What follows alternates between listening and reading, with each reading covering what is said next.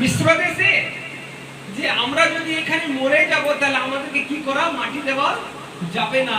আমাদেরকে সেখানে কত ভালো ভালো খাবার পাওয়া যেত, গোলামে ছিলে সেটাই ভালো ছিল। কিন্তু তুমি কি করলে, ভুল তো আমাদেরকে কি করেছো, এখানে নিয়ে চলে এসছো। দেখো শত্রু আসছে, আমাদেরকে শেষ করে দিবে। মসিয়া তুমি এটা ভালো করলে না। আর মসিয়া কি করলো, যাই করে ঈশ্বরের কাছে প্রার্থনা করলো যে হে প্রভু, অত লাখ লোককে তো আপনি কি করেছেন, ছেড়ে দিতে বলেছেন, রাজা ছেড়ে দিল।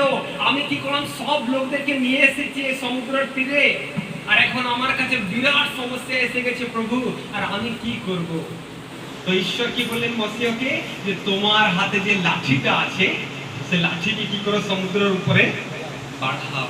আর এখানে যখন সে বাড়াচ্ছে লাঠিকে, তো লোকরা হড়বড় হয়ে যাচ্ছেন যে শত্রু এসে গেছে, শত্রু এসে গেছে, কোথায় যাব, কি করব, আমাদের জীবন শেষ হয়ে যাবে।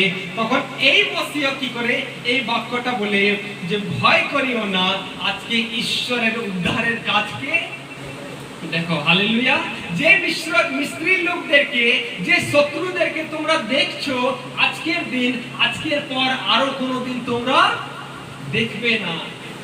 আর মসিয়া তারপরে কি করে, নিজের হাতে যে লাঠিটা ছিল সে লাঠিকে নিয়ে করে কি করলো, সমুদ্রের উপরে যখন বাড়ালো, বাক্যতে লেখা আছে ঈশ্বর ভয়ঙ্কর ভাবে সেখানে বাতাসকে সৃষ্টি করলেন।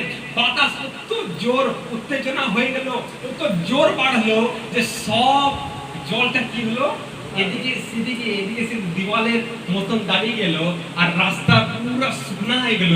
ঈশ্বর বললেন হে মসিয়া, যে লোকরা আমার উপরে সন্দেহ করতেছিল ওদেরকে বলো যে সমুদ্রের মাঝখান থেকে হেঁটে হেঁটে কি করবে, যাবে।